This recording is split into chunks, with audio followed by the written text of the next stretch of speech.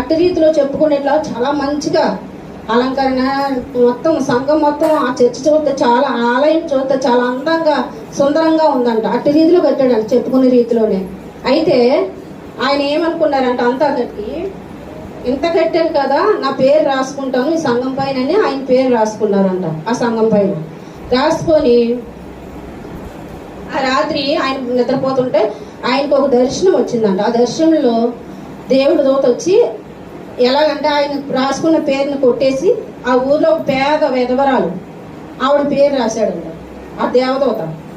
అయితే ఈయన మలుపు వచ్చేసిందంట, ఇదేంటి నా పేరు కొట్టేసి దేవదూత వచ్చి ఎవరో పేద విధవరాలు పేరు రాశారు ఏంటి, అసలు దీనికి ఏమై ఉంటుంది, దీనికి ఏం అర్థమో, అసలు ఎందుకు ఇలా జరిగింది అనేసి ఆయనకి నిద్రపట్టలేదంట. ఉదయమే లేచి ఆ పెద్ద ఆవిడని పిలిపించి ఎవరి పేరు అయితే రాయించారో ఆవిడని రాజు పిలిపించాడంట.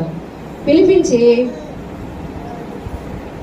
అమ్మ నేను మీ అంటే ఆవిడ సంఘంలో వ్యక్తే, అయితే మీ దగ్గర ఎవరి దగ్గర నేను రూపాయి ఆశించాలనుకోలేదు, అయితే ఇలా ఇలా జరిగింది, నైట్ దర్శనం వచ్చింది, నాకు దేవత వచ్చింది, నా పేరు కొట్టేసి నీ పేరు రాసి పెట్టింది, దానికి అర్థం ఏంటి, ఎందుకు అలాగే జరిగిందంటే ఆవిడ చెప్పిందంట, అయ్యా సంఘంలో మాకు కూడా ఆశ ఉంటుంది కదండి, ఎంతో కొంత మాకు పాలు పంపులు పొందుకోవాలని, అలాగే అందుకే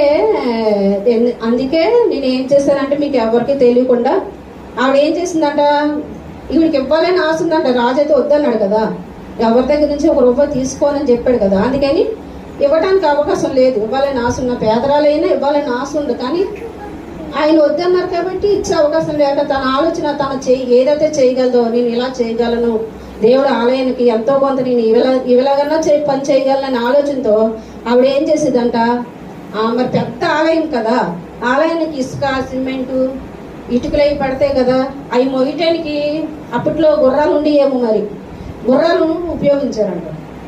ఆ రాజుగారు పెద్ద రాజుగారు కదా, గుర్రాల చేత ఇటుకలు ఇసుక సిమెంట్ మోయిపించేవారంట. ఈవిడ ఏం చేసేదంట, ఎవరికి తెలియకుండా రాత్రి వెళ్ళి ఆ గుర్రాలకి మేత వేసేసి వచ్చేదంట. అయితే ఈవిడ